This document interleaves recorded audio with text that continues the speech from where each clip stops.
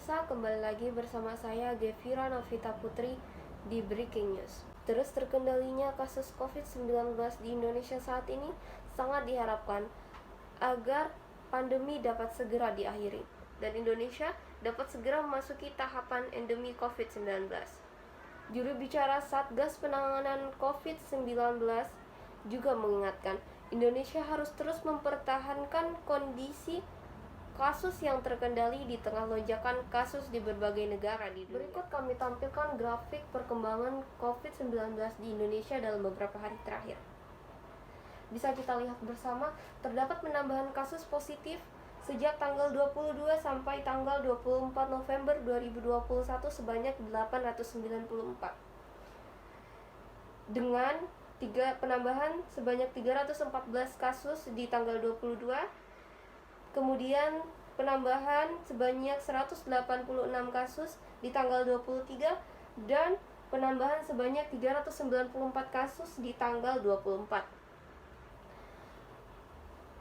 Kemudian terdapat juga penambahan kasus pasien sembuh sebanyak 1.107 sejak tanggal 22 sampai tanggal 24 November tahun 2021. Di tanggal 22 terdapat penambahan kasus pasien sembuh sebanyak 331, di tanggal 23 penambahan sebanyak 342 pasien, dan di tanggal 24 terdapat penambahan sebanyak 434 pasien. Kemudian di sini ada penambahan kasus pasien meninggal sejak tanggal 22 sampai tanggal 24 sebanyak 25. Yakni 11 pasien meninggal di tanggal 22, kemudian 5 pasien meninggal di tanggal 23 dan 9 pasien meninggal di tanggal 24.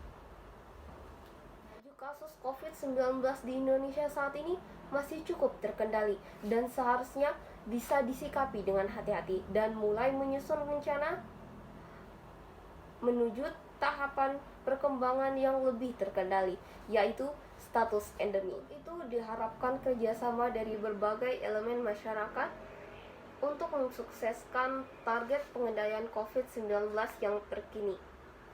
Ada sejumlah upaya yang dapat dilakukan agar target menuju endemi ini dapat terrealisasi. Yang pertama, penetapan indikator endemi secara luas atau percakupan daerah dilakukan oleh pemerintah dan berkonsultasi dengan pakar. Yang kedua, pemantauan kasus melalui surveillance kasus dan genomik COVID-19 secara konsisten. Dan yang ketiga, terus menekan angka kasus berat dan kematian menjadi angka kesembuhan yang tinggi melalui upaya vaksinasi, perawatan, serta pengobatan kasus yang berkualitas. Dan yang terakhir, menjaga laju penularan tetap dalam kondisi rendah dan terkendali melalui upaya testing dan tracing, penyesuaian aktivitas masyarakat yang aman dan produktif, serta mobilitas. Profesor Wiku juga meminta kepada masyarakat Indonesia agar berempati untuk negara lain, karena pandemi COVID-19 baru akan selesai apabila seluruh negara dapat mengendalikan kasus sehingga dapat memulihkan ekonomi global. Sekian sekilas info yang dapat saya sampaikan.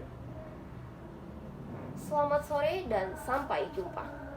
Wassalamualaikum warahmatullahi wabarakatuh.